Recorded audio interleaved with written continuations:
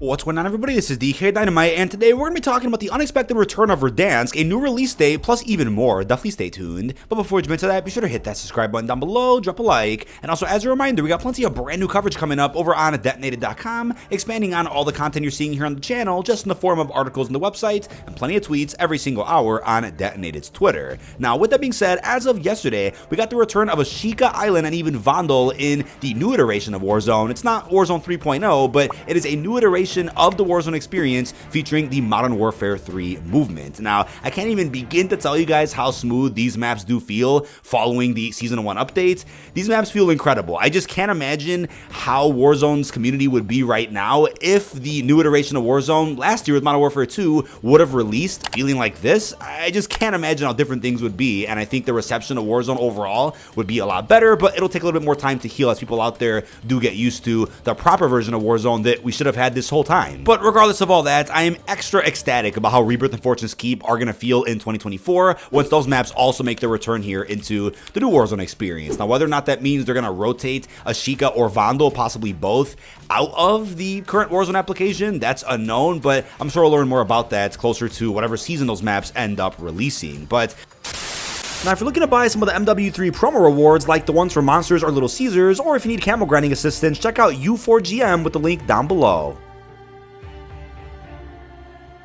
What about how Verdansk could eventually feel if it had Modern Warfare 3 movement, right? It would be a drastic difference going from Modern Warfare 19's Warzone to what feels like a Warzone 3 right now, right? Pretty big jump in how the BR experience would feel for Call of Duty. Like I talked about before, Verdansk, and most of it, is already in campaign, several points of interest that is, and considering the success of OG Fortnite and the fact that they brought the classic map and a lot of classic features back as of recently, I think they went ahead and hit like 7+ million concurrent players, which is actually more than what Fortnite originally hit at its peak several years ago. Considering all that, and with the fact fans have continuously asked for the return of Verdansk, it's almost inevitable now that Verdansk is going to make its way back into this new iteration of Warzone. There's almost no reason for it not to, and it's also going to be available on Warzone Mobile, so why not just put it in the current Warzone app so that console and PC players can play a fresh version, and probably the best version of it that we'd likely ever see. Now, there were some rumors a couple of months ago that maybe for the 4-year anniversary of Verdansk, we end up seeing the map's return during the MW3 lifecycle, and like I mentioned before, that would make sense considering that most of the assets for a new Verdansk are already in the campaign. So how are they just going to have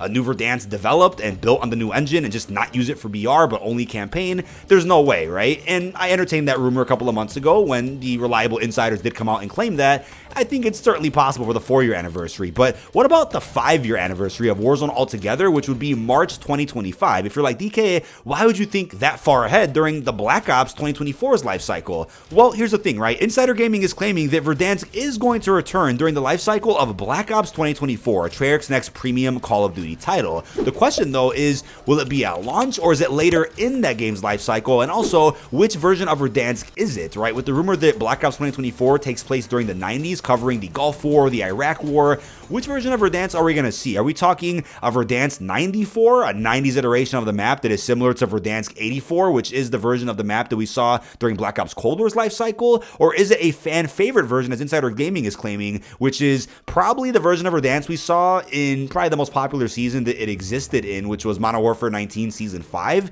That's probably what it's going to be, but then I asked the question, right? Why should we end up seeing the Modern Warfare Warzone map, the OG Warzone map, during a Black Ops game's life cycle? If anything, with the fact that we're getting Rebirth and Fortune's Keep back in 2024 during MW3 cycle, you might as well just throw Verdansk in there as well for the 4-year anniversary. I personally wouldn't want to see Verdansk be the launch Warzone map for the Season 1 Black Ops integration in December 2024. I'd much rather them either drop the map during this game's life cycle or maybe in March 2025 for the 5-year anniversary. But again, don't take this the wrong way, right? I do care about what the community wants, and I'm not saying don't ever bring Verdansk back. I'm not saying that at all, but I'm sure you guys would agree that Treyarch should probably get the chance to make their own map for the Black Ops 2024 integration that is something along the lines of, let's say, the Blackout map. Not an exact one-to-one, but a map that is similar in nature to that of Blackout, with the Treyarch feel to it, similar to Rebirth. Now, Treyarch hasn't had the chance to make their own Warzone map, but funny enough, there's a job listing that exists confirming that with the expansion they've had over behind the scenes with their studio, they are working on a new Warzone map and are working on a new iteration of Outbreak, which I believe is MW3 Zombies now, that's already come out. But the confirmation they're working on a Warzone map has me thinking that they're not working on Verdansk. That's probably been done already by maybe a mix of Raven, High Moon, Infinity Ward. There's no way Treyarch has anything to do with that. So what I think is happening is they're going to end up launching their own new Warzone map in December 2024 to integrate with Black Ops, and then that map will have maybe Outbreak support later. That's of course separate from round-based, and then in March 2025, which is what, season, I want to say 3, maybe early season 3 Reloaded, you'll end up seeing the return of Verdansk to celebrate the 5-year anniversary of Warzone. Now, I do want to talk a lot more about Black Ops 2024, but I think we'll save that for early next year since there's still so much left to enjoy and cover with MW3, and this game's post-launch season just started with Season 1, right? So that's why I'm not going to go too deep into discussing Black Ops 2024 rumors, news roundups, leaks, or anything else. We'll save that for later because I'm going to go hard with Black Ops as I did with Cold War and as hard as I've been going with MW2 and MW3. Now, although I'm going to talk more about Black Ops in the future, I do want to continue with this article as it does say the report also outlined that Activision could be taking a slightly different approach to this year's title, with the company considering more incentivized pre-order bonuses. One such pre-order bonus currently being explored is the idea of weeks of early access to its zombie mode rather than the 1 week of early access for campaign that we've seen these past couple of years. Now the thing is, right, I would love to continue seeing campaign early access every single COD moving forward, since it's a great opportunity to jump into single player, immerse yourself in the environment, learn the characters, get a feel for the weapons before worrying about falling behind in multiplayer or zombies, and before worrying about the Warzone integration. It's great to have early access to campaign, but if you're going to see early access to zombies now instead, that could be better, and I think it'd be cool if there's 2 round-based maps, you get access to one of them early if you pre-order the game. That's cool, but at that point, you can't really spread things too thin and say, oh, let's just go ahead and shatter the release window and make it to where you have campaign early access, zombies early access, and all you're really waiting for is multiplayer on launch, even though you already played a bit of multiplayer through the beta. That would be weird for a launch window, so I'm curious how this is going to go, but I think it is going to be a drastically different COD in terms of how they launch it, how they support it post-launch.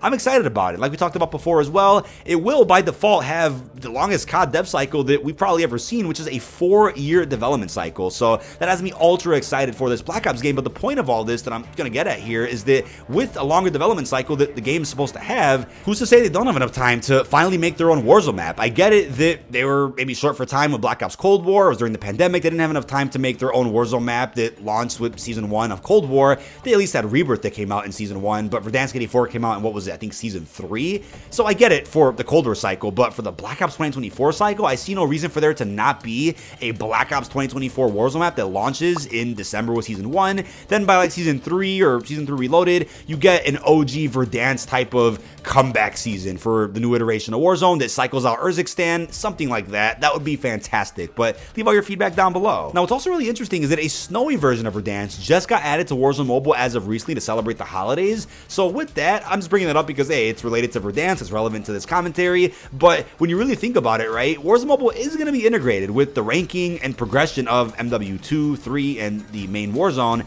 but it's probably going to venture off like COD Mobile does and do some crazy things that we're just never going to see inside of the main series, and I'm really excited about that. I'm really hopeful that I'll be able to cover Warzone Mobile as often as I can. I'm sure I'll be able to, but so long as it doesn't get too crazy like COD Mobile where there's too much to cover, I think so long as it continues to be integrated with the main Call of Duty series, I'll be covering it as much as possible here on the channel. That is about it. This has been dkdynamite. Leave your thoughts down below in the comment section. What are your thoughts on the unexpected return of Verdansk, the rumored release day, and everything else we discussed? Really hope you've enjoyed, and peace out, everybody.